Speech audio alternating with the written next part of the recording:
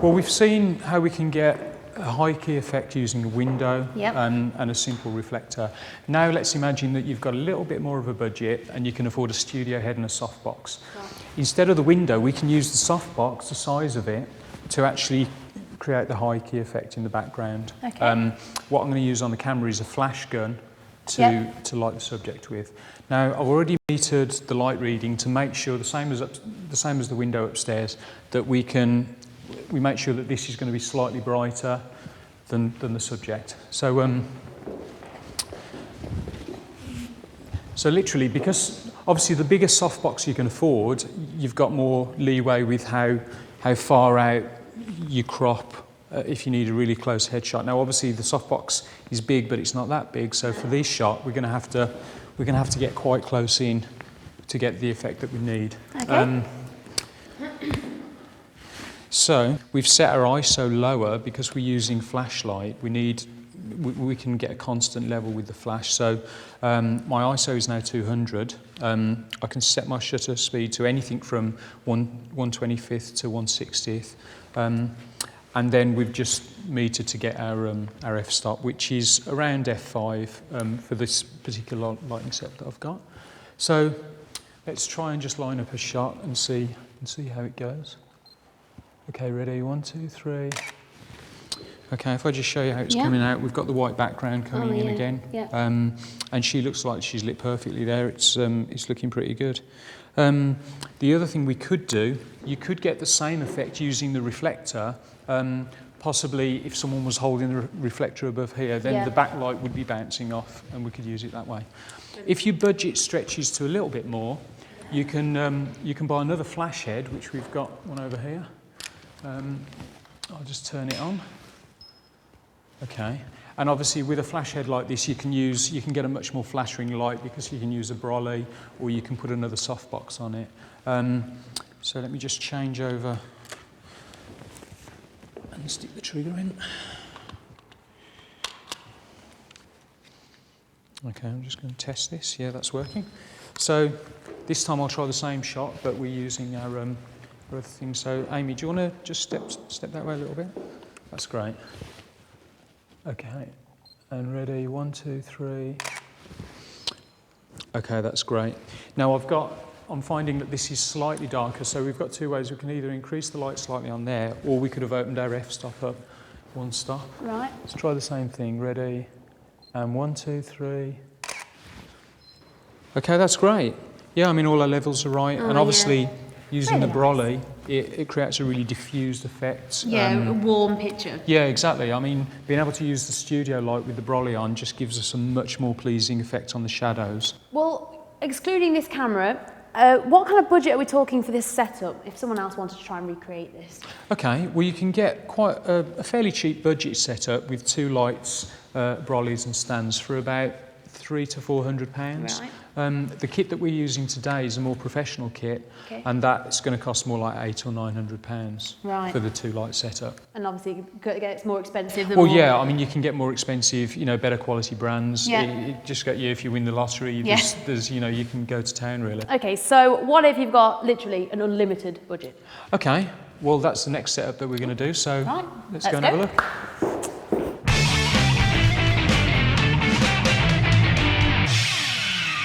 First, let's build that studio.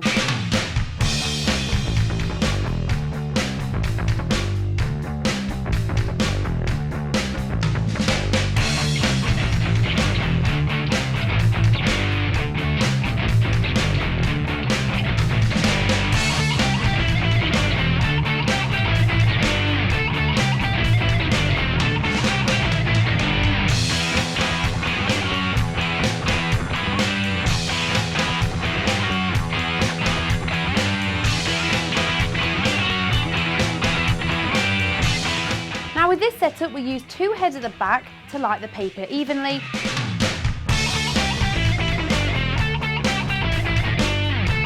Then 2 at the front to light our model.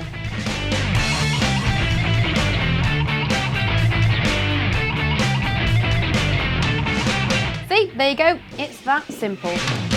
Okay then Paul, so what have we got here? Okay, well this time we've got slightly more of a budget. We've got a big backdrop. a big white backdrop and a stand. And to light that with, we've got our two studio lights here with soft boxes on. Now what you need to remember to do is balance these so that they're the same light level, so that we're getting an even light on the background. Right. And that's it really. So what's next? Okay, now we need Amy to come on. Amy, Okay. do you want to come on? If you stand about here, we're going to stand her just slightly forward of the lights. Yes. Probably about 6 foot away from the background, so that we don't get too much light spill onto her shoulders or the side of her head. So how are you lighting the front? Okay, so from the front we've got our two studio lights. We're using diffusers. In this case, we're using shoot-through umbrellas. You could use a silver umbrella the other way, or you could use another soft box, whatever you want really. Or there's various other things like honeycombs and snoots, just different ways of manipulating the light. Yeah. But this type of lighting is going to give us a very soft, even lighting, which is going to be quite flattering. And I know there's not many wires around, so how are you actually going to control these lights? Right, yeah, I mentioned that earlier. We're using a thing called a radio trigger. Oh, yes. Yeah.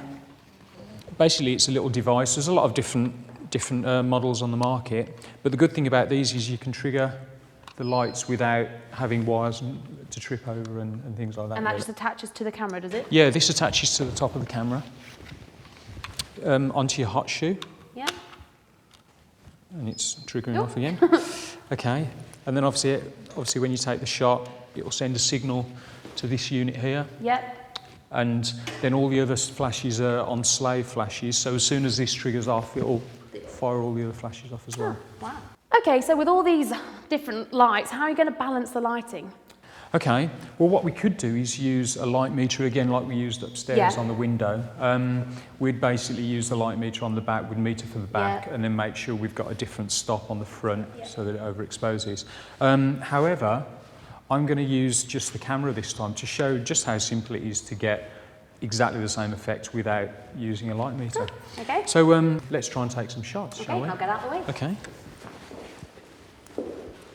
Okay, so I'm going to start off at about f10, f11, just to see how the shots are coming out. So Amy, if you give me a pose. Okay, and ready, 1, 2, 3. Okay, that's great. That's a great pose. It's coming out a little bit too dark. So what I'm going to do, like I said, is I'm going to just adjust the f-stop a little bit open. Probably try f8 this time and see how that's coming out. Okay, ready, and 1, 2, 3. Okay, that's coming out much better. That's virtually perfect. Now what we can do now, if I just show you that. Oh yeah. The shot before was, see, that was the darker shot that we did before, and then we get a lighter one there. Oh yeah, much where lighter. we've changed the f-stop.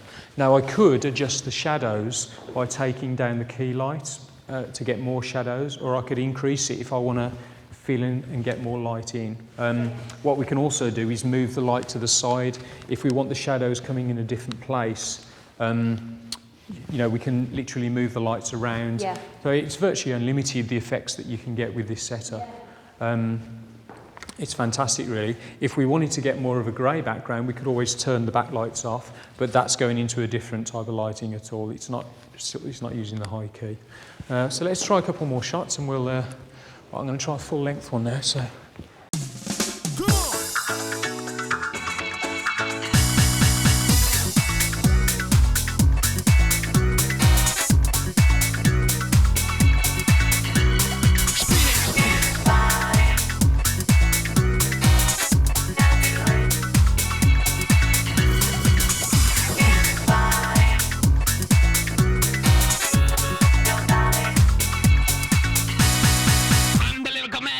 Ready, 1, 2, 3.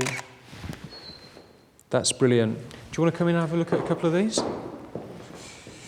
Okay, so that's what we're getting. And that's the full length one. Oh wow. But you can see the lighting's much better now that we've balanced it all out. It's looking great. Okay, so there's 3 great techniques for you to try at home or with your friends or at your camera club. Now, did you guess correctly on the photographs?